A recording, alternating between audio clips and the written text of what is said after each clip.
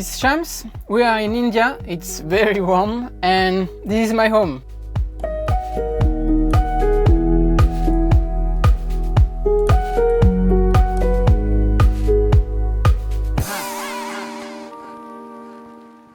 This content is sponsored by Outdoorsy. Through Outdoorsy, you can rent your camper van out to make extra cash, and you can rent a van to try van life before you commit.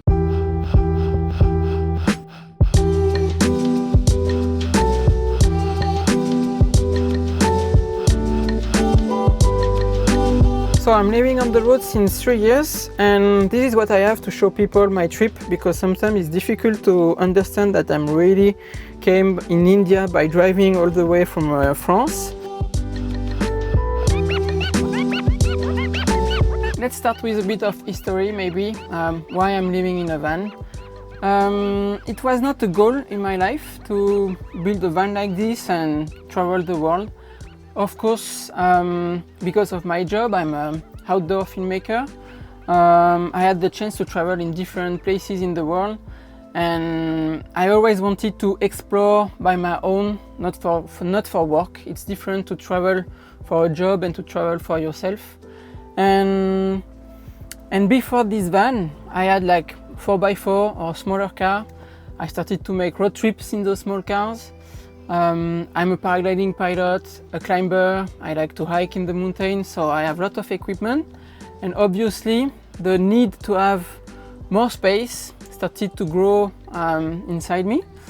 And it's just a natural thing. Like after I got my 4x4, I had rooftop cases with all my stuff inside. I was sleeping in the back. And I said, okay, maybe I need more space. Maybe I should try to get a bigger van, make a real and comfortable home. And if it's fine, if it's very comfy, maybe I can travel a bit more than 2 weeks, 3 weeks, 1 month, and let's see what's gonna happen. When I started to design the van, I had no experience in stuff like this. It's the first time I build a full van like this. I was just looking on videos on YouTube and on forum on internet to learn and to understand how it's working. It's really not that difficult, to be honest. I spent a lot of time, like sometimes I was like just staying like this for the whole day thinking, okay, that's not gonna work, and try to find solution. But slowly, and by taking time and asking advice to friends and on internet, you manage. It's possible to do something really cool. So one very important thing is there is no one layout that is perfect for everyone. There is not one perfect van for everyone. I think the van has to reflect what you need. Like you need to make a list of what is important for you and build the van according to that. So for me, I had several elements in my list.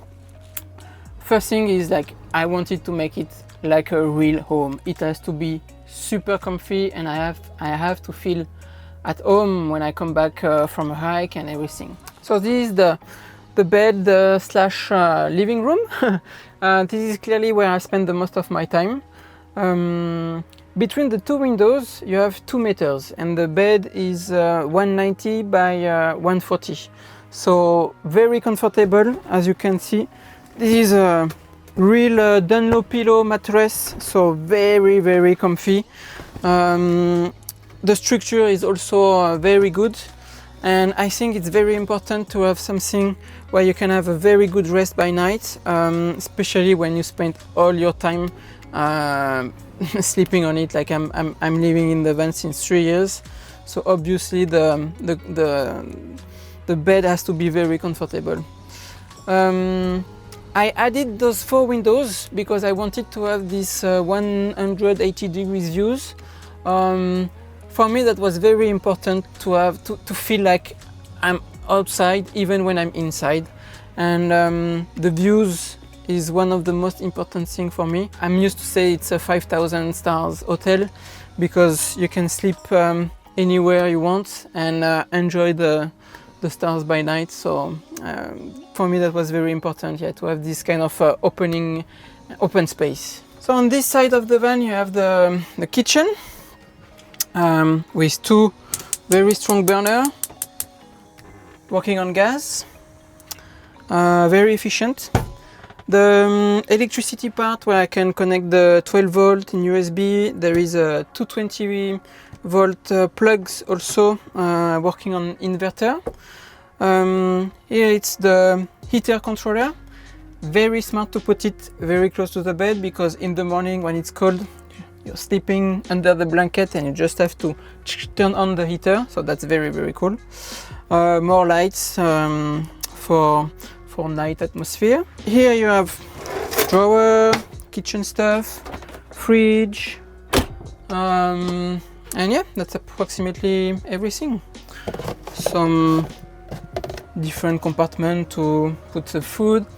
On the top you have the food closets, food cabinets, yes, with the different stuff. Here is the electrical board, where I can turn on and off the lights, different elements of the van, like the fridge. Here is the water level gauge of clean and dirty water. Here I have the controller for the hot water. I can just turn on and off the hot water. And obviously the battery check. Just under this you have fuse box. This is the brain of the electricity. This is where arriving the solar panel and the battery motor.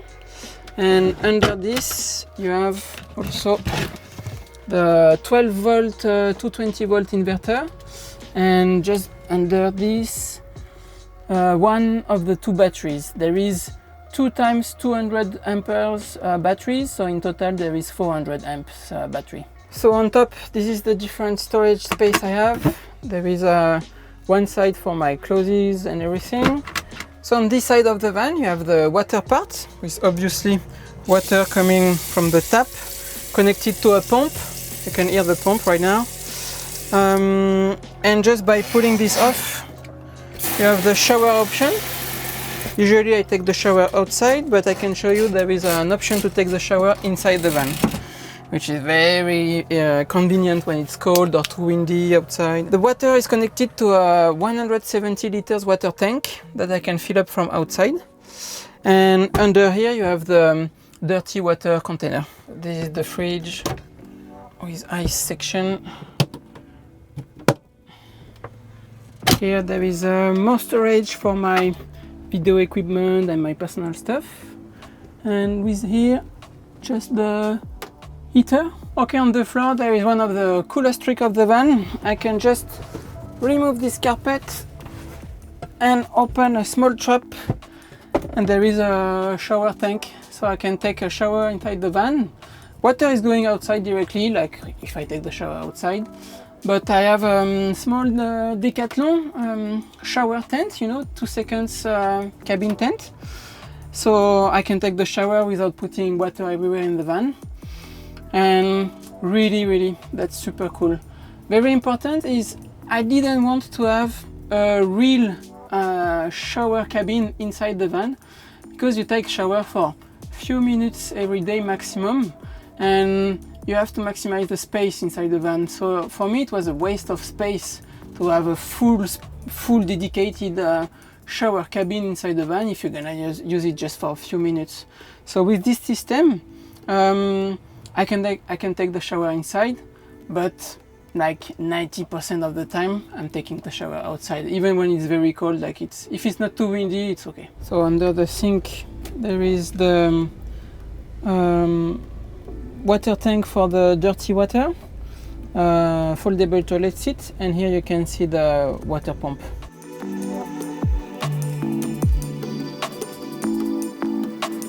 For me this lifestyle is pure freedom. I can just park on the beach, grab my glider, go flying, and then I can just land in front of the van and I come back home. This is the easiest and simplest way to live for me. So the van is a Renault Master 3 from 2015. I bought it second-hand with not too many kilometers, just 30,000 kilometers. I bought it for 15,000 euros and the conversion cost me approximately between 10 and 12,000 euros. All the details, all the costs are on my website adventurouslife.com. You can have a look. If you have questions about the build, about anything, you can send me a message or an email and I will try to reply as fast as possible. The conversion took me approximately 4 months on 1 year because I was not working on it every day. I think if I have to do it again, it will take me only maybe 1.5 months, 2 months maximum, because now I'm used to it. It was my first van, so I didn't know exactly how to do it, and I spent some days like just watching the van, looking like, okay, this is not gonna work, I need to find a solution. So now I'm more used to it, and yeah, I think it's gonna be faster. What I really love about my van is I feel at home. I think it's because of the lighting setup, the wood. It's cozy, it's familiar, and I don't feel like being in a camper van actually. I really feel like in a small cabin. So I'm living on the road since 3 years, and this is what I have to show people my trip, because sometimes it's difficult to understand that I'm really came in India by driving all the way from France.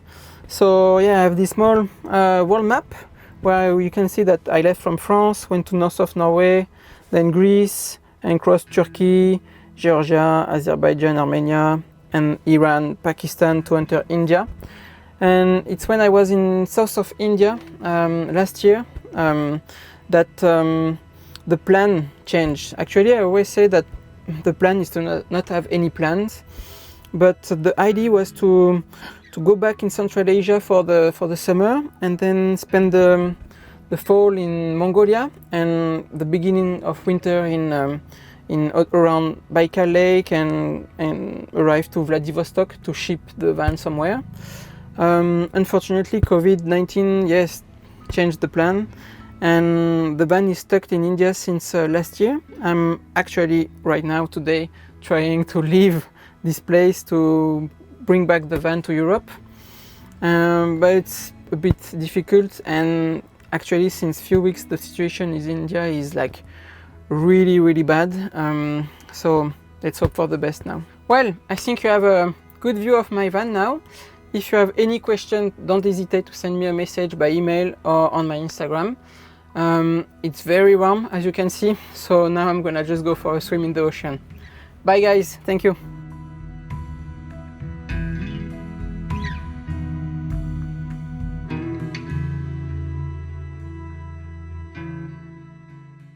I hope you enjoyed that video. If you hadn't noticed, we do sell an ebook for how to convert a van. It has over 190 pages of detailed instructions and diagrams, also 25 video tutorials which are specifically for the ebook buyer. Creating a van for many people is obviously a really intimidating project, but I really believe, and I've seen it time and time again, that with the right information, anyone can turn out with a pretty decent van conversion. So check the link in the description, subscribe to the channel if you are not already, and drop us a comment if you like this video. Thanks for watching, and we'll see you next week.